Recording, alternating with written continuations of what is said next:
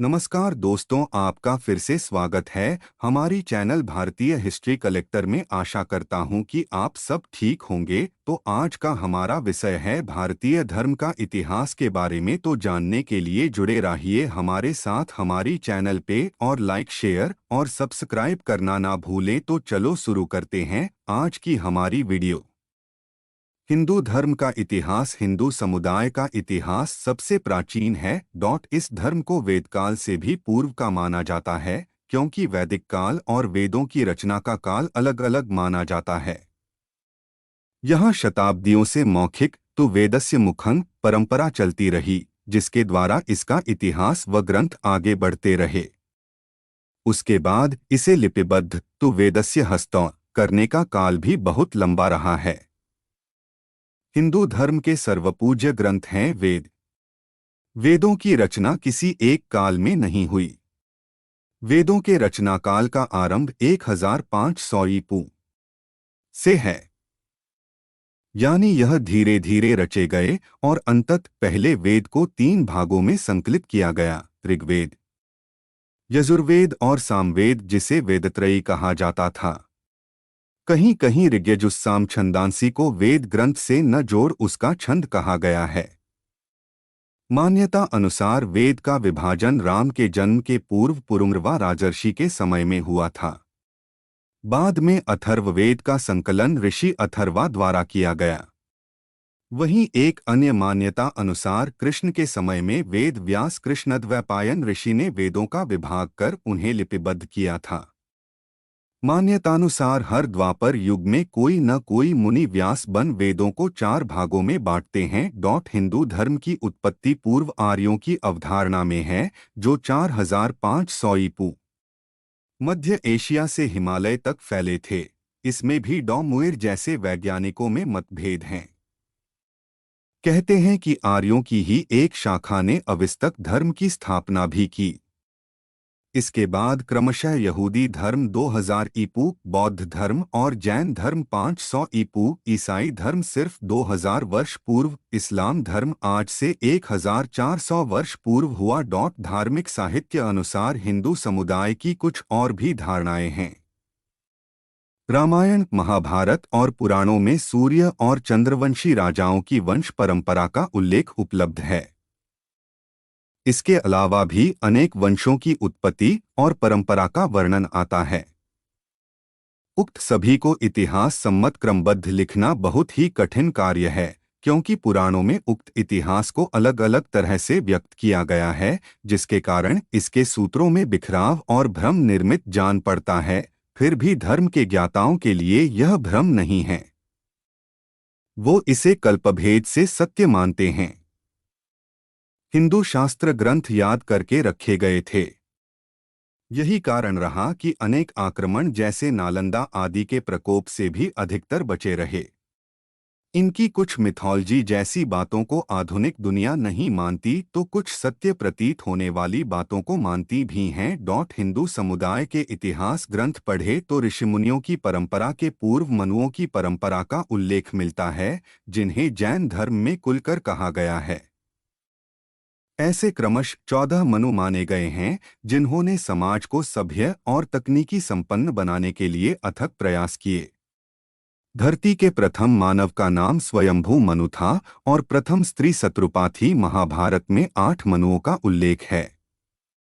इस वक्त धरती पर 8वें मनु वैवस्वत की ही संतानें हैं। 8वें मनु वैवस्वत के काल में ही भगवान विष्णु का मत्स्य अवतार हुआ था। हिंदू समुदाय की कालमापनी सबसे बड़ी है। पुराणों में हिंदू इतिहास का आरंभ सृष्टि उत्पत्ति से ही माना जाता है। ऐसा कहना कि यहाँ से शुरुआत हुई यह शायद उचित न होगा। फिर भी हिंदू इतिहास ग्रंथ महाभारत और पुराणों में मनु, प्रथम मानव, से भगवान कृष्ण की पीढ़ी तक का उल्लेख मिलता है। हालांकि इतिहासकारों की माने तो हिंदू समुदाय का प्रारंभ सिंधु घाटी की सभ्यता 5000 वर्ष पूर्व समानांतर उपरांत से माना जाता है। वहीं ग्रंथों में लिखित दस्तावेज इससे कहीं आगे की बात करते हैं। परंतु कोई भी तथ्य सत्यता पर आधारित नहीं माने जाते हैं। इसके साथ ही अनेक साक्ष्य कभी कभी इतिहासवेत्ताओं के पसीने छुड़ा देते हैं। उदाहरणार्थ सन 2019 में प्राप्त श्री राम के 6000 वर्ष प्राचीन भित्तिचित्र जो इराक में मिले, साथ ही कल्प विग्रह नामक शिव प्रतिमा जिसकी कार्बन डेटिंग आयु 28,450 2019 वर्ष आंकी गई थी। ये सारे प्रमाण हिंदू समुदाय को कहीं अधिक प्राचीन बनाते हैं। धर्म लगभग 5000 साल से व्यवस्थित विकसित हुआ है और 7 चरणों के रूप में देखा जा सकता है कि दूरबीन एक दूसरे में है। कुछ हिंदुत्व के अधिवक्ताओं का मानना होगा कि 12,000 साल पहले हिमेब के अंत तक हिंदू धर्म को अपने संपूर्ण रूप में ऋषियों के लिए प्रकट किया गया था। हिंदुत्व के इतिहास में पौराणिक कथाएं सिर्फ समय समय पर इतिहास है, इतिहासकार गणना नहीं कर सकते। हाल के दिनों में हिंदू धर्म को खुला स्रोत धर्म के रूप में वर्णित किया गया है। अनोखा है कि इसमें कोई परिभाषित संस्थापक या सिद्धांत नहीं है और ऐतिहासिक और हाल के दिनों में हिंदू धर्म को खुला स्रोत धर्म के रूप में वर्णित किया गया है। अनोखा है कि इसमें कोई परिभाषित संस्थापक या सिद्धांत नहीं है और ऐतिहासिक और भौगोलिक वास्तविकताओं के जवाब में इसके विचार लगातार विकसित होते हैं। पहला चरण लगभग 5000 साल पहले कांस्य युग में, जिसे अब हड़प्पा सिंधु घाटी सभ्यता कहा जाता है, जो ईंट शहरों की विशेषता है, जो लगभग 1000 वर्षों से सिंधु नदी घाटी के विशाल क्षेत्र में गंगा के ऊपर तक पहुंचे। समतल इन शहरों में हम उन चित्रों के साथ मिट्टी की जवानों को खोजते हैं जो वर्तमान हिंदू प्रकृति की बहुत अधिक हिस्सा हैं, जैसे पाइपल वृक्ष, बैल, स्वस्तिक, 7 दासी और एक आदमी जो योग मुद्रा में बैठा है। हम इस चरण के बारे में बहुत कुछ नहीं जानते क्योंकि सिंधु लिपि को अभी तक समझा नहीं जा पाया है। वैदिक युग हिंदू धर्म के एक उच्च सैद्धांतिक और शास्त्रवादी संस्करण का प्रतिनिधित्व करता है, जबकि सिंधु घाटी सभ्यता कुछ सदियों से वैदिक काल से पहले हिंदू धर्म के लोक और कर्मकांडीय रूप का एक अच्छा उदाहरण है। दूसरा चरण 3500 साल पहले लौह युग में वैदिक भजनों और अनुष्ठानों से पता चला जा सकता है, जिसमें हड़प्पा के विचारों के निशान होते हैं, लेकिन एक स्थायी शहरी जीवन शैली की बजाय एक खानाबदोश और ग्रामीण जीवन शैली के लिए डिजाइन किया गया है। कुछ हिंदुत्व के अधिवक्ताओं पूरी तरह असहमत हैं और जोर देते हैं कि 2 चरणों वास्तव में एक हैं। इस चरण में हमें एक विश्वदृष्टि मिलती है जो भौतिक दुनिया का जश्न मनाती है, जहां ईश्वरों को अनुष्ठानों के साथ पेश किया जाता है और स्वास्थ्य और धन, समृद्धि और शांति प्रदान करने को कहा जाता है। देवताओं को आमंत्रित करने और उनसे अनुग्रह प्राप्त करने का यह पहलू आज भी जारी है, हालांकि ये रस्में अलग अलग हैं। वेदों ने सिंधु, अब पंजाब से अपर गंगा, अब आगरा और वाराणसी और निचले गंगा, अब पटना मैदानों में एक क्रमिक फैलाव प्रकट किया है।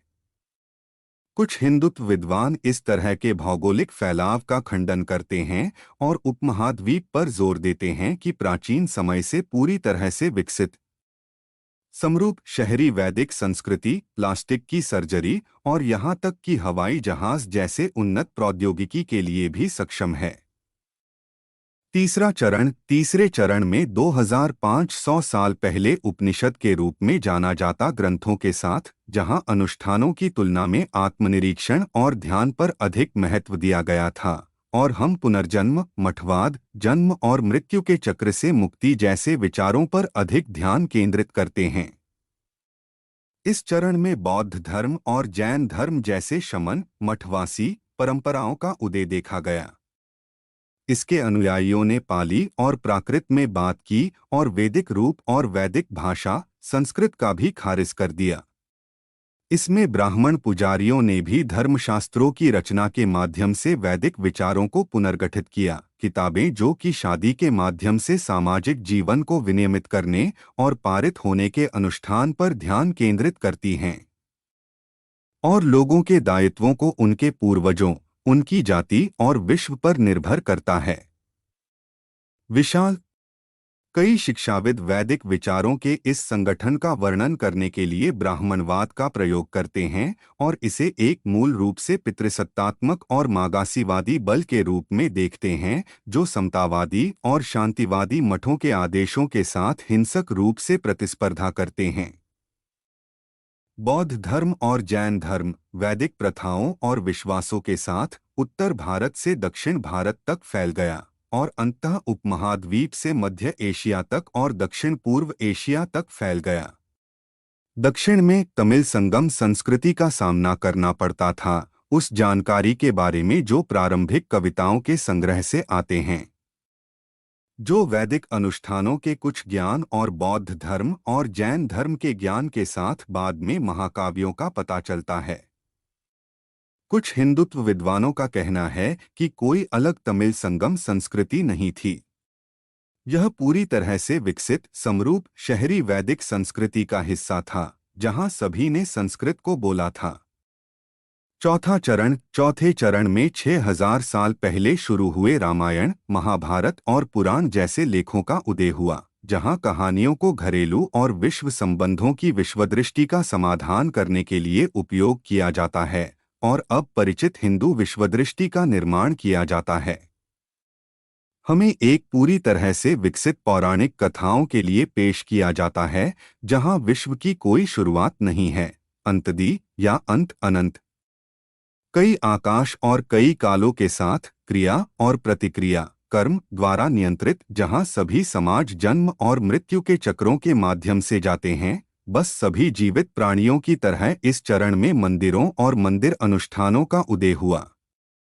हम मठवासी वेदांतिक आदेशों का उदय भी देखते हैं जो शरीर और सब कुछ संवेदनात्मक साथ ही जाप तंत्रिक आदेशों से शरीर को भ्रष्ट करते हैं और शरीर और सभी चीजों की खोज करते हैं।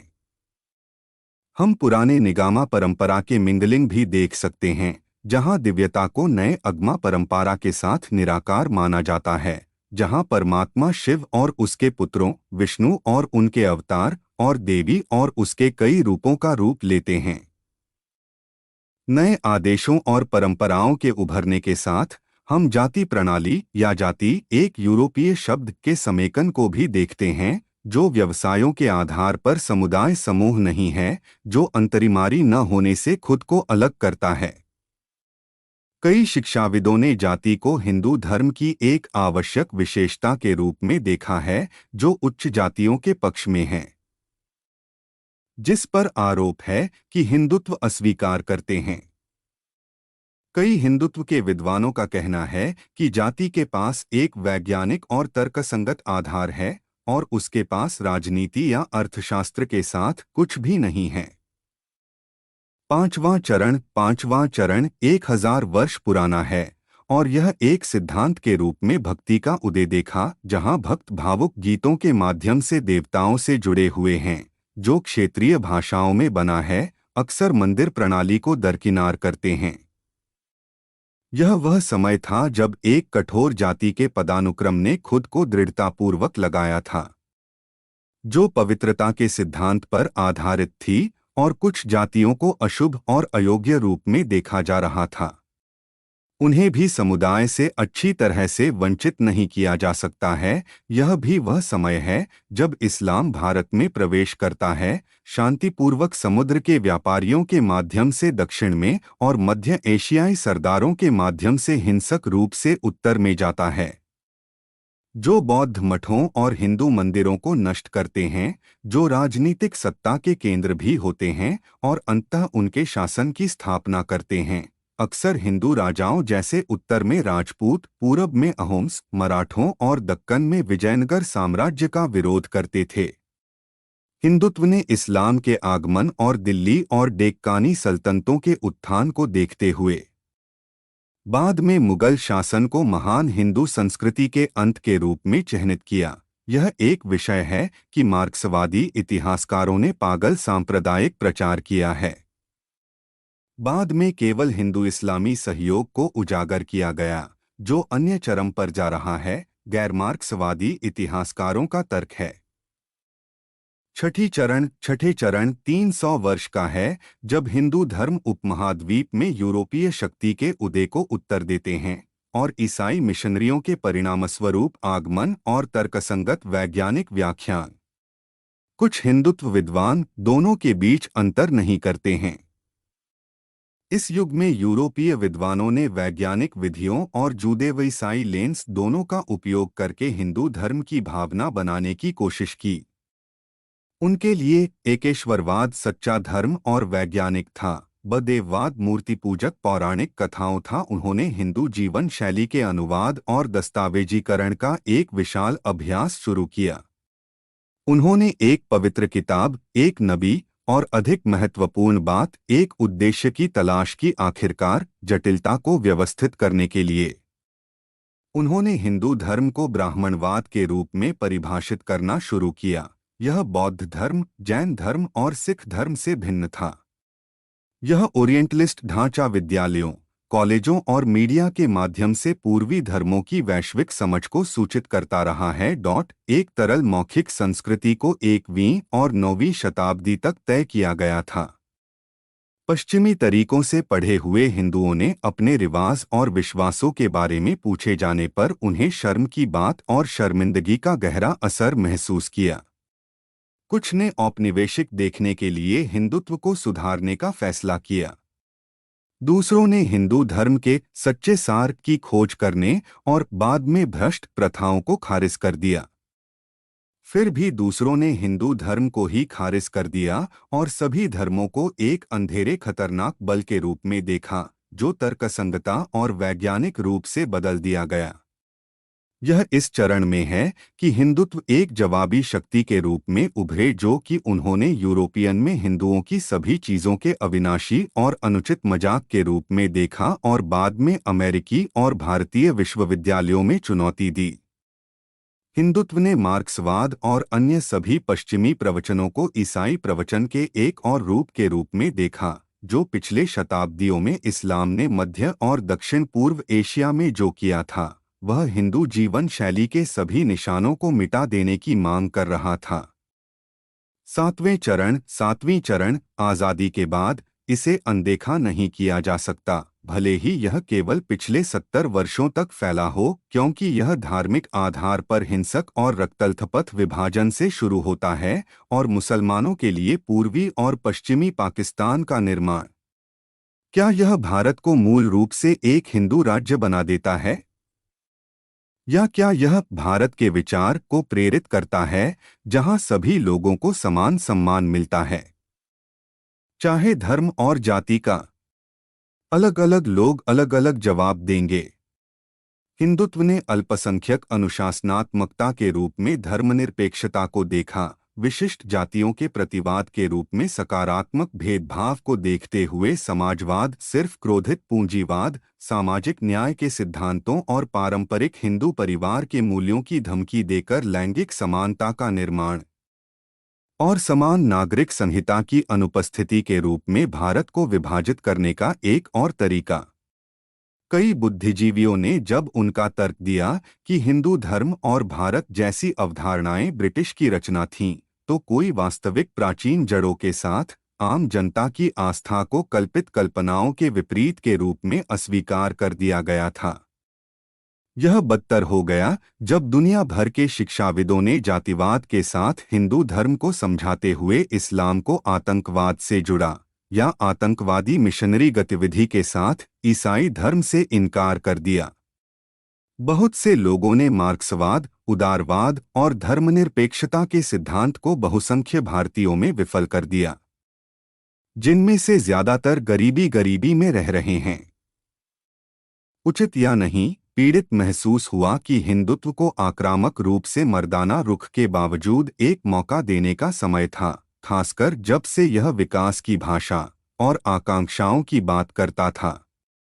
तो दोस्तों, आज की हमारी वीडियो यही समाप्त होती है। तो आप सब कमेंट में बताइए कि हमारी वीडियो कैसी लगी आप सबको, और भारतीय धर्म का इतिहास जानने के लिए जुड़े रहिए हमारे साथ हमारी चैनल पे, और हमारी चैनल को लाइक शेयर सब्सक्राइब करना ना भूलें। तो मिलते हैं हमारी नई वीडियो में।